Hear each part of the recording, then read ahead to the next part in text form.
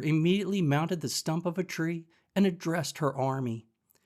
"Friends, fellow citizens and girls," she said, "we are about to begin our great revolt against the men of Oz. We march to conquer the Emerald City, to dethrone the Scarecrow King, to acquire thousands of gorgeous gems, to rifle the royal treasury, and to obtain power over our former oppressors." "Hurrah!" said those who had listened, but Tip thought most of the army was too much engaged in chattering to pay attention to the words of the general. The command to march was now given, and the girls formed themselves into 4 bands or companies and set off with eager strides toward the Emerald City.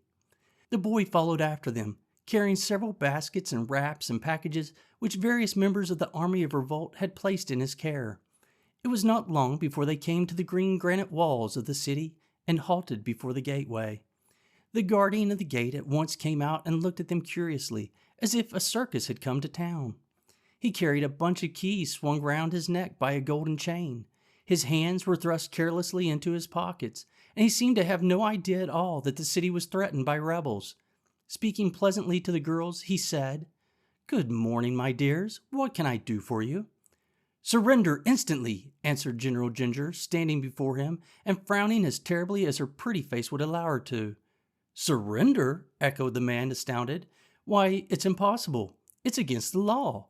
I never heard of such a thing in my life." "Still, you must surrender," exclaimed the general fiercely. "We are revolting." "You don't look it," said the guardian, gazing from one to another admiringly. "But we are," cried Ginger, stamping her foot impatiently, "and we mean to conquer the Emerald City." "Good gracious," returned the surprised guardian of the gates. "What a nonsensical idea! Go home to your mothers, my good girls, and milk the cows and bake the bread. Don't you know it's a dangerous thing to conquer a city?" "We are not afraid," responded the general, and she looked so determined that it made the guardian uneasy. So he rang the bell for the soldier with the green whiskers, and the next minute was sorry he had done so, for immediately he was surrounded by a crowd of girls who drew the knitting needles from their hair and began jabbing them at the guardian with the sharp points dangerously near his fat cheeks and blinking eyes. The poor man howled loudly for mercy and made no resistance when Ginger drew the bunch of keys from around his neck. Followed by her army, the general now rushed to the gateway, where she was confronted by the Royal Army of Oz, which was the other name for the soldier with the green whiskers. "Halt!" he cried, and pointed his long gun full in the face of the leader. Some of the girls screamed and ran back, but General Ginger bravely stood her ground and said reproachfully, "Why, how now? Would you shoot a poor defenseless girl?" "No," replied the soldier, "for my gun isn't loaded." "Not loaded?" "No, for fear of accidents. And I've forgotten where I hid the powder and shot to load it with. But if you'll wait a short time, I'll try to hunt them up." "Don't trouble yourself," said Ginger cheerfully. Then she turned to her army and cried, "Girls, the gun isn't loaded." "Hooray!" shrieked the rebels, delighted at this good news, and they proceeded to rush upon the soldier with the green whiskers in such a crowd that it was a wonder they didn't stick the knitting needles into one another. But the Royal Army of Oz was too much afraid of women to meet the onslaught. He simply turned about and ran with all his might through the gate and toward the royal palace, while General Ginger and her mob flocked into the unprotected city. In this way was the Emerald City captured without a drop of blood being spilled. The army of revolt had become an army of conquerors. The Scarecrow plans an escape. Tip slipped away from the girls and followed swiftly after the soldier with the green whiskers. The invading army entered the city more slowly, for they stopped to dig emeralds out of the wall and paving stones with the point of their knitting needles. So the soldier and the boy reached the palace before the news had spread that the city was conquered. The Scarecrow and Jack Pumpkinhead were still playing at quoits in the courtyard when the game was interrupted by the abrupt entrance of the Royal Army of Oz, who came flying in without his hat or gun, his clothes in sad disarray, and his long beard floating a yard behind him as he ran. "Tally one for me," said the Scarecrow calmly. "What's wrong, my man?" he added, addressing the soldier. "Oh, your majesty, your majesty! The city is conquered!" gasped the royal army, who was all out of breath. "This is quite sudden," said the Scarecrow, "but please go and bar all the doors and windows of the palace while I show this Pumpkinhead how to throw a quoit." The soldier hastened to do this, while Tip, who had arrived at his heels, remained in the courtyard to look at the Scarecrow with wondering eyes. His Majesty continued to throw the quoits as coolly as if no danger threatened his throne, but the Pumpkinhead, having caught sight of Tip, ambled toward the boy as fast as his wooden legs would go. "Good afternoon, noble parent," he cried delightedly. "I'm glad to see you are here. That terrible sawhorse ran away with me." "I suspected it," said Tip. "Did you get hurt? Are you cracked at all?" "No, I arrived safely," answered Jack, "and His Majesty has been very kind indeed to me." At this moment the soldier with the green whiskers returned, and the Scarecrow asked, "By the way, who has conquered me?" "A regiment of girls, gathering from the four corners of the land of Oz," replied the soldier, still pale with fear. "But where was my standing army at the time?" inquired the Majesty, looking at the soldier gravely. "Your standing army was running," answered the fellow honestly, "for no man could face the terrible weapons of the invaders." "Well," said the Scarecrow after a moment's thought, "I don't mind much of the loss of my throne, for it's a tiresome job to rule over the Emerald City, and this crown is so heavy that it makes my head ache. But I hope the conquerors have no intention of injuring me, just because I happen to be the king."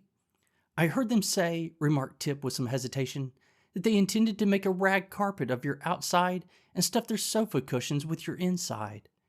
"Then I am really in danger," declared His Majesty positively, "and it will be wise for me to consider a means to escape." "Where can you go?" asked Jack Pumpkinhead. "Why, to my friend the Tin Woodman, who rules over the Winkies and calls himself their emperor," was the answer. "I am sure he will protect me." Tip was looking out the window. "The palace is surrounded by the enemy," said he. "It is too late to escape. They would soon tear you to pieces." The Scarecrow sighed. "In an emergency," he announced, "it is always a good thing to pause and reflect. Please excuse me while I pause and reflect." "But we also are in danger," said the Pumpkinhead anxiously. "If any of these girls understand cooking, my end is not far off." "Nonsense!" exclaimed the Scarecrow. "They're too busy to cook, even if they know how." "But should I remain here a prisoner for any length of time," protested Jack, "I'm liable to spoil." "Ah, then you would not be fit to associate with," returned the Scarecrow. "The matter is more serious than I suspected." "You," said the Pumpkinhead gloomily, "are liable to live for many years. My life is necessarily short, so I must take advantage of the few days that remain to me." There, don't worry," answered the Scarecrow soothingly.